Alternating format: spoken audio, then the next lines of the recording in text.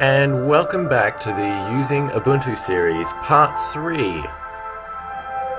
Now, in this particular episode, we are going to focus on customizing Ubuntu to the way you like it. Now, the great thing about Linux and GNOME and, well, yeah, Linux in general, is that it's extremely customizable.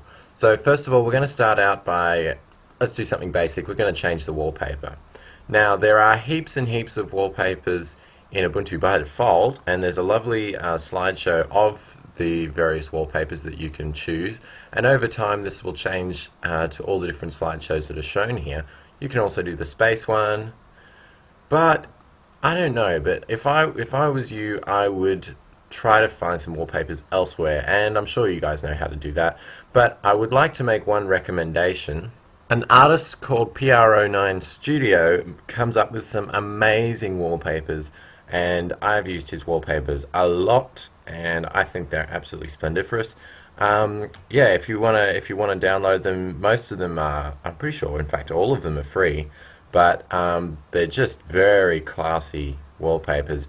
And yes, they're all artificial, so if you want more like landscape wallpapers and things like that, no worries, you just Google search it and you'll come up with all sorts of results.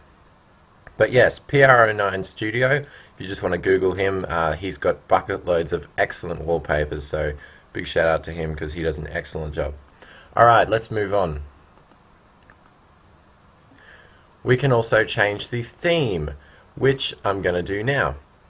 So basically, in order to change the theme, you just need to download a tar.gz theme file from a website such as GNOME Look, or a lot of bloggers usually have these sorts of files hanging about. And basically all you do is you click on the theme tab, you click on install, you navigate to where the file is, you install,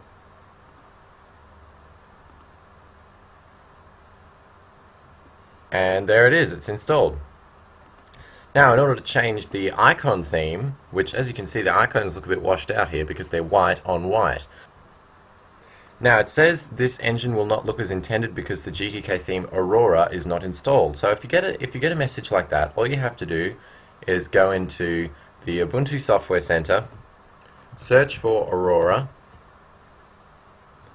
and look for the Aurora GTK2 theme engine, and you just want to install that quickly. Go back to your preferences, and it says that the Equinox theme engine is not installed. Now, all these are just different ways that the themes handle themselves through the GTK libraries. So, all you have to do is install those extra libraries, the theme engines, and away you go. So then what you'd want to do is you want to install an icon theme as well. So I've got my favorite icon theme here, which is the Faenza icon set. And it's a variant, so we'll extract it. It's a zip file, so we'll extract it and close, and then we'll install those icons. And there we go, the icons are installed. Once you've got the theme looking the way you want it to, which I have finished doing, you can save as and then call it your own theme. So I'm going to call this one Elementary with Faenza. And you can go absolutely berserk with how many themes you have, and you can see it's saved mine there.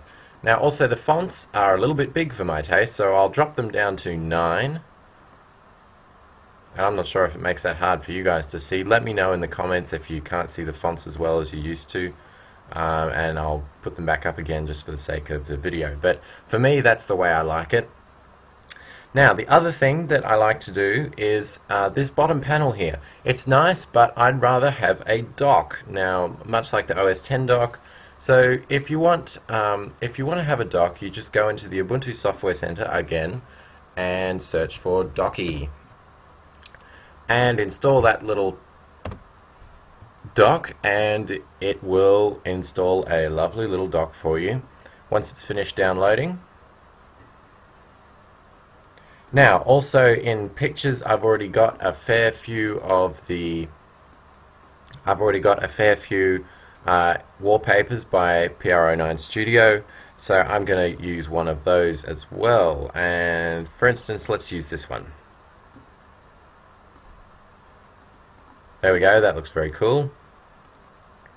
And the dock is finished installing, so you'll find it in Applications, Accessories, Docky.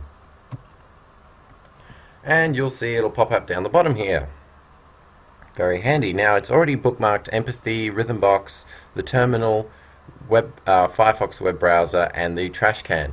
So basically all you do now is you can get rid of this bottom panel because the dock will handle everything that this bottom panel does. So you say delete this panel, you go OK, and then you can customize Docky. So then we're going to put it on a 3D background, and I like the glass theme, and there we go. So then what you want to do is go through your menu and find your most commonly used applications and click and drag them onto the dock. So for instance, if I use OpenOffice a lot, I'm going to grab OpenOffice, drag him down here like so.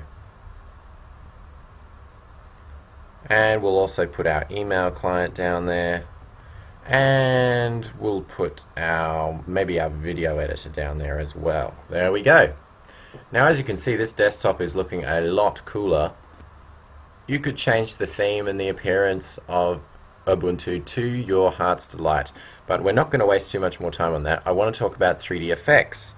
Now, in order to enable 3D effects, you either need an open source Radeon driver, which is for the ATI cards. So if you have an ATI card or an Intel card, which is the integrated graphics chip, you should be having desktop effects out of the box.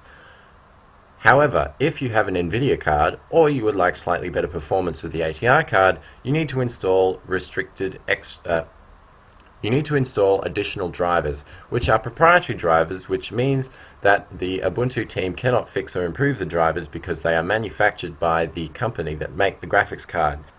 So for this particular machine, I've got an ATI graphics card, so it says that I can install the ATI proprietary FGLRX, don't ask me what that means, graphics driver. So basically it requires it unleashes the full 3D potential, but I'm not going to use it because I've had some issues with it. But basically it'll maximize the performance of your card as far as 3D effects goes. If you've got an NVIDIA card, this is really the only way to go as far as getting 3D effects on your system. Having said that, they are working on the open source NVIDIA graphics driver, and that's called Nouveau, I think. And that's making progress, and I don't think it will be too long until that is finished. So once you've got desktop effects installed, once you've got the graphics driver installed, you want to get Ubuntu Tweak. Now Ubuntu Tweak is a marvelous application. Basically, in order to get Ubuntu Tweak, you simply go to http://ubuntutweak.com, and there's a download link there that you just click that little sucker, and it'll download the deb file, which is basically like a .exe. It's like a standalone installer that you can download, double click, and it'll install it. So it's much like a .exe for Windows in that respect. Now the fantastic thing about Ubuntu Tweak is it basically sums up all the things that you would want to do to customize Ubuntu into a very easy to use graphical user interface. It's a very handy application to have, and it saves you going into gconf edit files and messing around with text editors and terminals and things like that. So it's very, very handy. So the download's finished. I'll find it in my downloads folder. Double click it and it will open up the Ubuntu Software Center, and we click install. Give it the password again and it'll install. Once it's installed, you'll find it up in Applications, System Tools. Once it thinks about it, Ubuntu Tweak.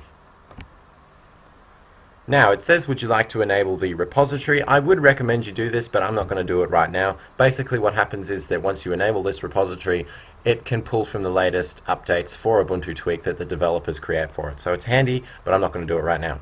Okay, you've got an application center, which is much like the Ubuntu Software Center. You've got a package cleaner, which can clean up all those unused packages on your system that are hogging up space. Source Center, you can add, and it shows all your third-party sources, which are those repositories that I was just talking about. You can see all the mirrors that you're using right here, and you can also update your system here. You can change your login screen here, which is very handy.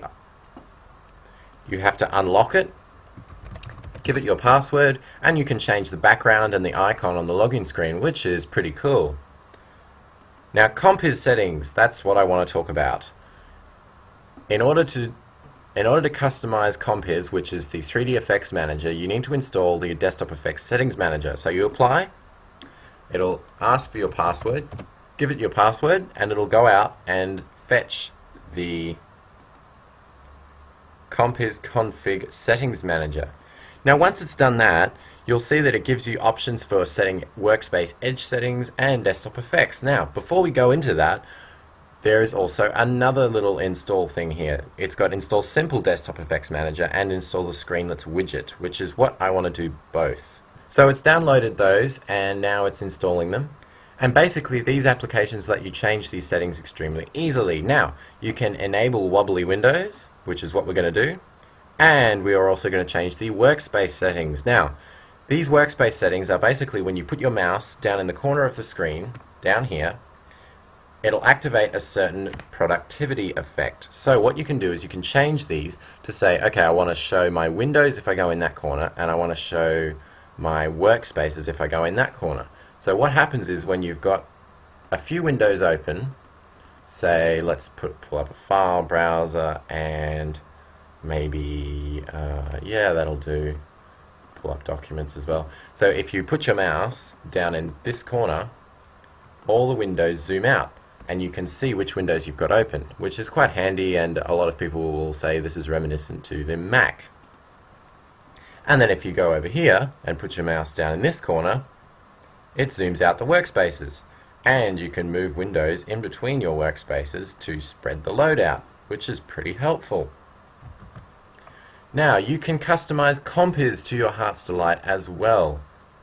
In order to customize it, you go System, or Preferences, all the way down to Simple Compiz Config Settings Manager, and here you can go crazy. You can enable animations, you can change the animations for opening windows, closing windows, minimizing windows, you can do effects, change the application switcher, which we will choose Cover, and basically what this does is when you've got multiple windows open, you hit Alt-Tab and you can switch through them, much like the cover flow interface.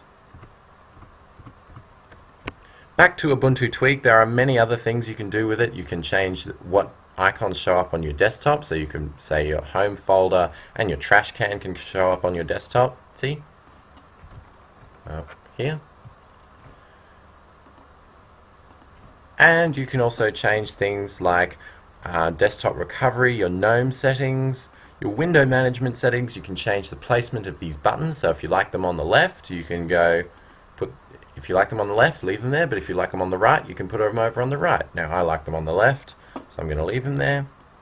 And you can also change where your default home folders are. You can manage scripts, templates, shortcuts, computer information, file type management. I could go on, but I don't have time. So install Ubuntu Tweak. It's probably one of the most useful applications that is custom made for Ubuntu, and I can't recommend it enough. Now you can also install extra Compiz settings such as flaming windows and fire and water effects and all sorts of fun and somewhat useless desktop effects, which can really only impress people, but it's a lot of fun to do. And if you want to do that, there's a package that's in the Ubuntu Software Center called Extra Compiz Plugin. So if you just search for that, it'll come up with the package that you want. And one final note, if you don't like the fact that the panel is a solid color, you can always come into the panel properties, which is right-click, Properties, and you can change the background to a transparent color, like that. Now some themes handle transparencies better than others. The theme I'm using now does handle transparencies quite nicely, and there you go, it's transparent. Alrighty, so I hope you enjoyed this video about customizing Ubuntu. Now if you would like me to keep the bottom panel like I did at the beginning of the video, let me know in the comments below, but if you like the dock, then I'll keep it. It's up to you guys. In the next part of Ubuntu, I'm going to talk about some alternative applications that you can use above and beyond the standard ones that come with Ubuntu that I talked about in part 2. We're going to discuss how these applications perform as opposed to their pre-installed partners, and what makes them better, more customizable, etc. than the ones that come pre-installed on Ubuntu. So that's coming up next in the Using Ubuntu series.